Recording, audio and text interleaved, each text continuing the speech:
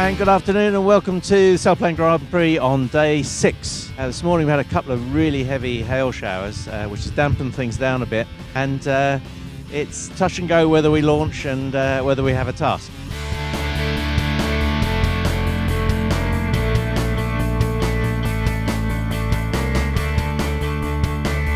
The first leg was pretty predictable really, with the group sticking together.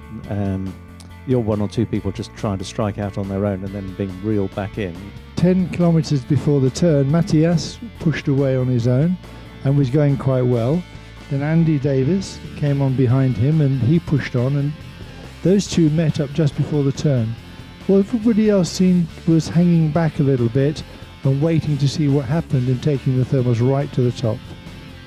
That group with Christophe Abadet and Holger Carroll, Sebastian Carvar and Oscar at the time, being very conservative and pretty much taking every climb they could. And going into the first turning point, there was just Andy Davis pushing on ahead and Matthias, who got a little bit stuck, and a large group of very conservative flying, eking out as much as they could because the conditions were now blue and windy. Andy making the most of being on his own, very comfortable being on his own, pushed out in front and did a good job down the second leg, actually taking reasonably strong climbs and stretching his lead at one point up to 15 kilometres.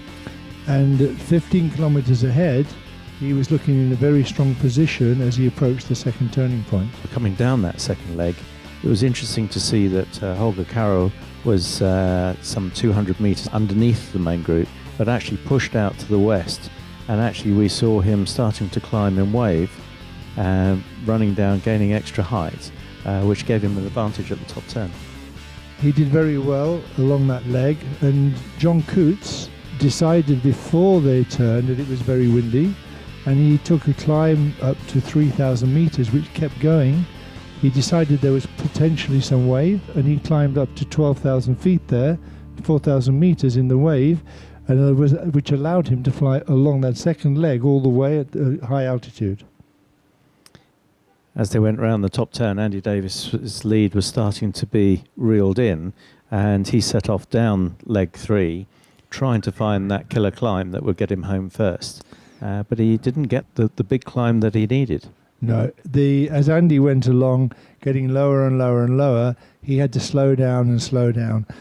And in the end, he had to take a small diversion to the right, to the south, and that cost him quite a lot.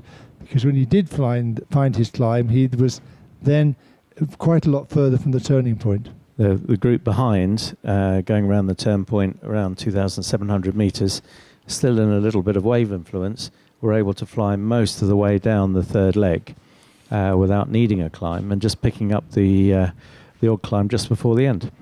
And they stayed together until the last little bit of thermal which they needed, and Holger was on top. And he was pulling everybody else along from just a little bit above and a little bit ahead of them. And this is where Sebastian just slipped behind a little, didn't quite get the same climb, which allowed Holger Carroll and Christophe Abadet to get out in front.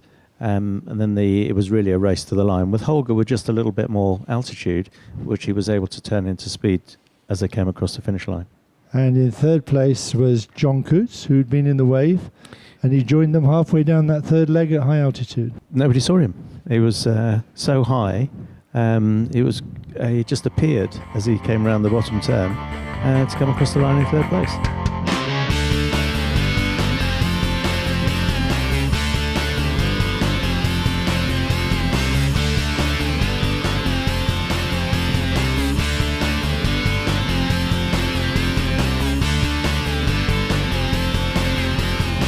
Welcome to race 5, third place. Remarkable flight in a LAC 17 November Zulu, John Coates from New Zealand. And in second place from France, Christophe Abadet. And the winner at 83.8 kilometers an hour from Germany, Holger Carroll. Well done, let's hear it for the winners today. Well done guys, great flight.